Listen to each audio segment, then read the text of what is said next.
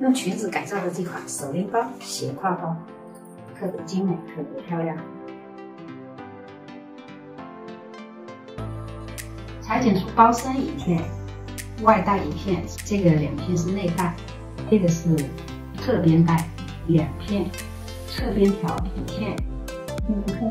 这个包边条是包这个内带的，再剪2个包边条包这个外侧，剪2个这个带口的这个贴边，我们这样面对面叠放。再裁剪2条包带，从侧边量进5.5厘米，这个包带，再把边条车缝。包带车缝好，把这个内带夹缝在这个边条上，压缝一条明线。车缝好，沿着边缘压缝0.1厘米明线。我们把裁剪好的这个边条从这个带口向下4厘米的位置固定低字扣，这样车缝。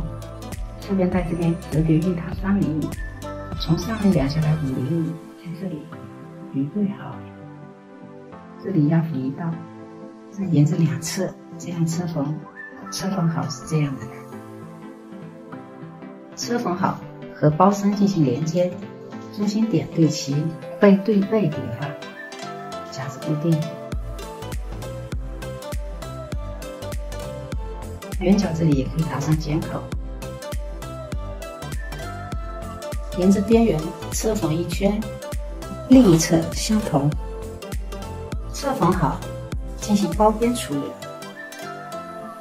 包边完成，看一下，做了2个，这个是内带，可以贴上自己喜欢的这个小标签。